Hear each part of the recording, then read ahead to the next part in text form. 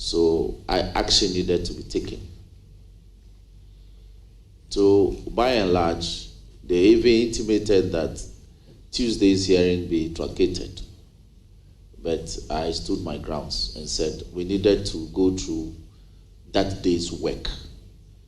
And that the next day, which was to be Wednesday, we could tackle the matter. So what we did was that after Tuesday's meeting, proceedings, as it were, we met. And they simply won't let us do any work the Wednesday. They were only interested in getting Vormal to appear before us. So Vormal had to appear on Wednesday. No vetting. So if you recall, Chairman had to make the announcement at the tail end of Tuesdays. We had reached some preliminary understanding in between the hearings on Tuesday. So that announcement was made. So Wednesday, Vormal appeared with his lawyers, and we went through the motion of interrogating the matter. At a point, I had to go to handle business on the floor. So, because my leader, Honorable Yariga, had some other matters to attend to, so I was needed on the floor. But by and large, interrogating Vormal and the issues that were germane to the matters that came before the committee didn't last beyond 2 hours. And so I was asking my counterpart that, you see, this process, we all anticipated that it was not going to take long, so we ought to have done some work, but we had lost the day. So obviously, Wednesday's workload will have to be taken to Thursday, the day after the Wednesday. And if we couldn't handle them, then we would have shared it between Thursday and the Friday. So when we agreed in the evening of Wednesday was that we'll take the outstandings from Wednesday first on Thursday. Meanwhile, Thursday's schedule was very heavy. We had to vet 6 nominees on Thursday.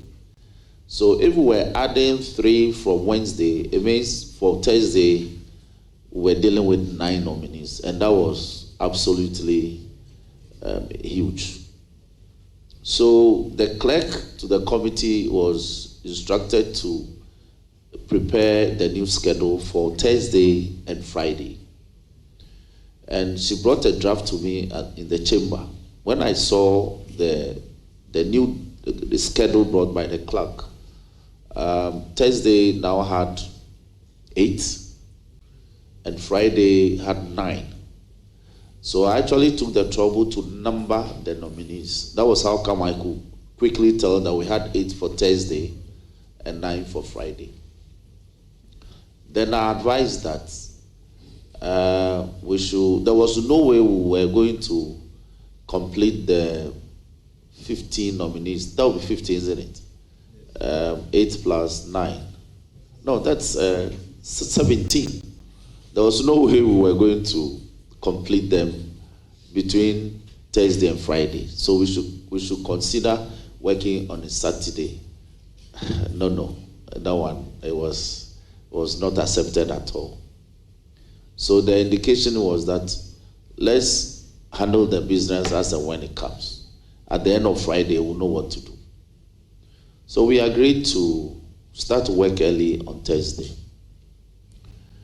Now, so we began work on Thursday, and we did the vetting. We did 1, 2, 3, 4. But in the morning of the Thursday, some intimations came from the Honorable Minority Leader to the First Deputy Speaker, the Chairman of the committee, to the effect that they were willing to take Honorable Akando early. So they were willing to add him to the early business for Thursday. Meanwhile, as the majority chief whip, my focus has been ensuring that we were to vet as many as we could out of the numbers outstanding for Thursday. Now, they said that we couldn't work beyond 4. I said, no. Already we had a backlog from Wednesday. So if they were insisting on doing just 4, then it means that we were also going to waste Thursday. We're not going to tackle Thursday's original business. And so I brought this matter into focus. And that was the Honorable Kujeto and the Honorable Sam George had prayed, had practically begged to be heard the Monday before. But the schedule couldn't accommodate them. The chairman was very clear with me that he had already agreed with Rankin and his team. So there was no way he would tamper with the schedule by adding to the load. And so it was Tuesday. So the Honorable Kujeto had to resign himself to his fate to be vetted on Thursday. So was Sam George. And these were persons who had, from all indications, done some protocol arrangements. You know, they are massive following, chiefs and all that coming all over. But chairman won't have it. Nobody was willing to accommodate them earlier. So they were prepared to be vetted on Thursday. Only for Thursday, after vetting 1, 2, 3, for our brothers to indicate that they were most unwilling to continue with work. But Chairman, you are more senior to me in this house. But the protocols and the practices are that where a caucus constituting part of a committee are in disagreement with the position of the committee's work or direction, you make your reservations known and then you walk away. Even by our standing orders, we are permitted to file minority reports on some of these matters. So you could file those reports and make your views known strongly as part of the final report that would have gone to plenary. But they won't have it. And they insisted on staying and disrupting the process. So if you saw, I think it was after we had done with the Honorable Kofi Adams, if I recall. So I asked that, I think I may be missing the sequence now. But it was after I asked the Honorable Akando. After Nikbe, thank you. So after Nikbe was done with, I directed that the next nominee, which was the Honorable Akando, I believe, to take the seat. In taking the seat, just Honorable exactly. Chief Whip, was Honorable Akando originally slated for Thursday? Was it part of the list? That is so. In fact, I mentioned earlier that the Honorable Minority Leader gave indication by a phone call. He actually placed a phone call to the chairman of the committee that they want to take Honorable Akando early. In fact, they were willing to take him as part of that day's business, so to speak. So Honorable Akando, there was no problem regarding taking him for the day. No, we just want it on record. Yes. Honorable Akando's name was on the list. He was. So we have a list from Honorable.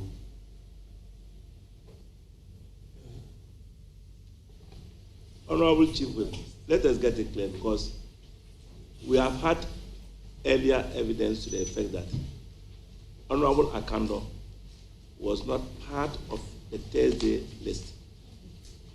And please, until the Thursday list was for 3 people.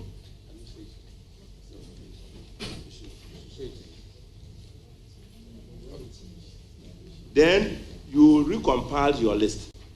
That's the question that the chairman wanted to know. Whether originally Akando was part of the Thursday list until you had to do a reshuffle, a rearrangement, and you then brought him. And it was on the prompting of the minority chief whip, who stated that they now wanted to take Akando early. And that's how Akando found himself in the Thursday list. This is what he wants to clear. Thank you. Chairman, yes, that was the earlier sequence. I mentioned that because of loading the Wednesday's outstandings onto the other outstanding work that we had, the schedule kept changing. So initially in the morning, after we had dealt formal that Wednesday morning, the new schedule that came to me had Akando for Thursday as part of the tall chain of nominees we had for Thursday and the tall chain of nominees we had for Friday. Then later in the day, some shifting again happened. So eventually, Akando got shifted to Friday. But a call came again from the minority chief, minority leader himself, that they were willing to take Akando as part of the Thursday's business and also take him early. I recall this very well. So yes, we may have. Honorable Leader, yes. In fact, what you just said, the chairman also confirmed same. Yeah. But our difficulty is that you have a schedule. Yeah. And then a minority leader decided that, even though we have this schedule, we can allow Honorable Akando to be vetted, but not the rest of those who are on the list. That's our worry. No. You see, Chairman, let's place these matters in context. They were not saying that we won't vet the rest of the people. What I speak of is that the prioritization. Whether Akando will be vetted last for the day or vetted early enough in the day is what I speak of. The change of mind occurred. The change of mind occurred in the evening. I don't know what happened. I don't know. They went to a caucus. That Thursday morning, they had some early press conference and called me all sorts of names that I was bullying them and all that. But I was, as the chief whip, I was minded to get my businesses done and on time. So my focus was getting my people to line up as and when it was necessary to call them. So the change of mind came in the evening, to be very honest with you, because we were working. But when it got to the evening, they just decided that they won't let us continue, even though as a committee of parliament, we worked till sometimes midnight, sometimes the wee hours of the following day. We do it all the time, given the exigencies of the time. So I got worried that out of the blue, a decision is being made to not vet persons we had programmed the entire week. In fact, we had programmed the week before, who even pleaded to be heard earlier in the week, but we refused. And then the minority on the committee would just say that we won't hear you today. Go and come tomorrow. When they are done, we have made protocol arrangements and all. So, Chairman, you can understand. So it posed a problem for me. All efforts to get them to disengage from that position failed. And they had lined up this way. They have brought in more men, more colleagues. And if you saw from the videos, I had tried as much as possible to get my members to remain calm. But I was roving. When Akando took his seat, suddenly he was swamped. So I came to stand by him to ensure that he got sworn in and made ready for the proceedings to kickstart.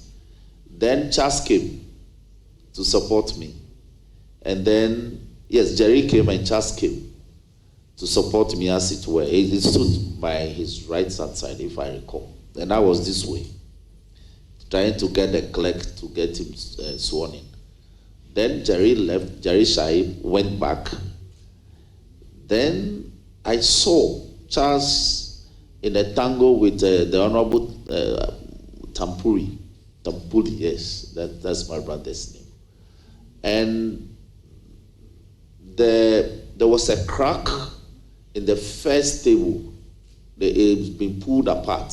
So there was a big crack in between the first table and the second. And because of that opening, Charles got trapped in there. And I saw his back. I was looking at his back. And Tampuri was over him.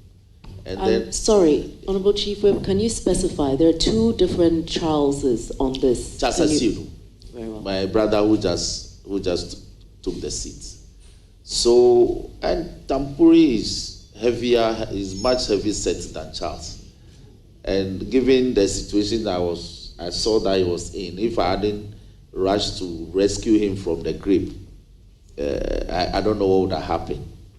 Because the table was firmly in place and he had his back against it, and Tampuri was over him. And so I went to extricate him from his grip. That was how come I entered the fray, and I got my fugu entangled in the fray, and I was asking, we are brothers, we are lawyers, we are custodians, we don't do this. If you disagree with the proceedings, well, brother, you walk. You don't disrupt the proceedings. Then, as if he woke up, he looked at me with a smile and let go of the fugu. Then Bauer, that's the deputy marshal, then he and his men had come in. So I was saying that we are trying to bring the situation under control, but Bauer, you can tell, these are the troublemakers, so let them go. And then the policeman was also trying to help me. So he held my hand.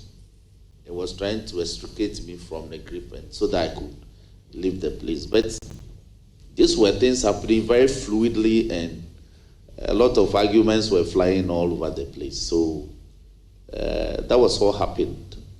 And so eventually you saw my leader also trying to say that, Rock, these people don't listen to you. Leave them. Let's see how we can get the evening over. Then we can go home and come back the next day. In our meeting, we realized that, and you were deeply involved as a member of parliament, not only heckling, but there was physical contact with Tampuri. He held your dress, you also held his dress. That's what we saw. Can you confirm whether you also, held his dress? I don't recall ever holding his dress at all. It would have led to, because I'm also strong enough. If I had held his dress, it would have led to something. But I had my two hands up. He had the front of my fugu this way, and I had my hands up, and I was exchanging. That was when I was telling him, "Oh, bro, why do you want us to fight over this? We are lawyers, we are custodians, we don't do this." Trying to reach out to him, his deepest recesses. And eventually he smiled and let go of the food. Thank you. Okay. I felt my fugu held from like two different places. I think the front himself and somebody tagging at it from behind, but I couldn't tell who it was. Yeah. Yes, so leader, we saw the video and we saw you move to that place. I want to find out from you. You did not go there to fight? At all. I was never interested in, because if I initiate anything, I'll lose my opportunity to have my proceedings continued. So I was interested in having order restored. I went there, when I left Akando side, I went there just to rescue Asiru. It was to get Asiru out of the grip of Tampuri, and then where he was trapped, practically. From the video that we saw and the commentary that is around that particular video, it appeared that there was fighting between you and the Tampuri. That's how we saw it in the video. You didn't fight at all? No. If you did not, why did Tampoli have to hold your smoke, your fugu? Well, they were interested in not getting them any business done that day, and perhaps also because I'd come to take Asido out of his grip. He didn't like the idea. I don't know what it was, but I'm making the point that he eventually smiled at me and let go of the fugu. So it was not a fight at all. It was. Thank you, Chair, and thank you, Leader, for attending to this committee. I want to find. Thank you very much. You heard your counterpart on the other side asking people to remove cables, tables, and the rest. And you saw how, on the other side, how, let me use this word, rowdy they have become. How come you are a whip here and you had members on our side and you didn't instruct them to also counter them? Because you see, Chair, I was the beneficiary of the proceedings, so to speak. It's my ministers or nominees who were being processed, as it were. If I had encouraged my part of the committee to engage in the scaffold, I'm sure the events would have been recounted, would have been more terrible. I was the beneficiary, so my focus was not to get my people involved and to make sure that even though they were intended to disrupt as much as they could, they did very little damage. In fact, the instruction that the cables be pulled and tables be pulled apart came much earlier. There was one video where you saw me having heated arguments with the minority leader himself. That was when I was telling him that what he was doing was totally unacceptable. He couldn't be instructing his people this way. What was the instruction from the minority leader? Because we didn't hear that in the video. The instruction was that the vetting must not go on. Okay, we saw it. Yes, the vetting, there will be no vetting. And of course, there will be no vetting, and that they were also not going to leave. So, other instructions came, and so tables were being raised, some sideways of the tables were being raised and dropped, raised, dropped. Eventually, the table tumbled, lost 2 legs, if I recall. Cables were pulled.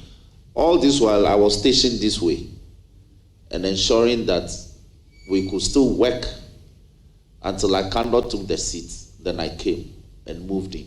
Even when I moved in, I don't know, those other videos didn't capture. We eventually had to move that table that lost 2 legs and rearrange the front. So where you were sitting, now we shifted another table, but we set it so it became narrow. Yeah, we have all those videos, okay, but so it became long, narrow. So you saw that we eventually tried to restore some order, and was anxious that we could still proceed with the vetting. But the electronic gadgets were completely damaged. So we couldn't do anything. And that was when leader came in